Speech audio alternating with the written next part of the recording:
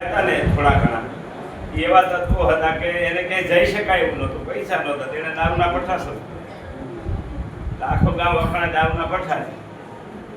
એમાં એક યુવાન ગામનો જાગ્યો ભણ્યો હશે અને પછી ક્યાંક ધંધો ને નોકરી કરી એ ગામમાં આવ્યો એમ એટલે એને તો ખરું પહેલા હું ભણતો હતો એ તો ગામ બહુ સરસ હતું, અત્યારે આવું કેમ થઈ ગયું? તો એ આખું ગામના એને બધા ઘરે ઘરે ફરીને સંપર્ક કર્યો કે અહીંયા ધંધો નથી, પૈસા વગર કરીએ હું. એટલે એને આખા ગામમાં પહેલા ગાયો બંધાવી, પોતે લઈ દીધી, બીજાને કહીને દરેક ધીરે દૂધની ગાયો બે પાંચ આપી. એટલે દૂધ આવવા માંડ્યું, એની એક મંડળી બનાવી અને મંડળી દૂધ કલેક્શન કરે અને રોજે દૂધ લઈને આવે, પૈસા થાય ગામમાં, પૈસા થોડા થોડા આવવા માંડ્યા એટલે સંગઠિત થાય, કારણ કે પૈસા આવે ભેગા થાય દેવીએ. પછી આને વાત કરી કે ગાયો તો બાંધીએ તો આપણા નિરણનું શું કરશું? બધા કે આપણે તો પણ પાણી નથી ને નિરણ કેમ? ત્યાં સુધી તો અસર થાય નહીં પાણીની. તમને અત્યારે કંઈક પાણી જોઈએ તો પાણી નહીં, માટી જોઈ પહેલા, પણ પાણીની એવી આપણી ભાવ થઈ ગયો.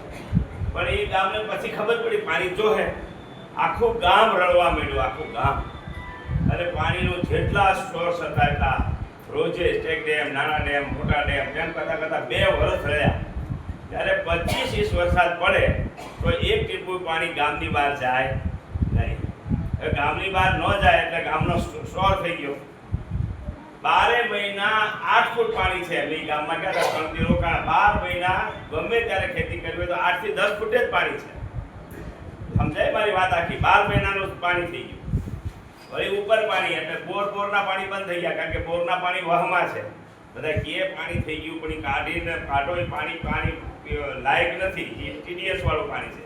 ખેતીનો પાક ઘટતો ગયો, ખબર નહીં, પણ ઓલું ખર્ચ વાળું હોય તો મહિનામાં વરસમાં 3-4 કરોડ વોટર કાઢો એટલે એનો ખર્ચ આવે. જ્યારે આ કૂવાનું પાણી થઈ ગયું એટલે ખર્ચ વગરનું પાણી થઈ ગયું, વરસાદી પાણી થઈ ગયું એટલે મીઠું પાણી થઈ ગયું, ખેતીને લાયક પાણી થઈ ગયું. અને ખેતીને પ્રોત્સાહિત કરી, ખેતીને શીખવાડી. જો અત્યારે આપણે પાણી નથી તો કેવા પાક લઈએ છીએ? તો કે ભાઈ કપાસ છે, એરડા છે,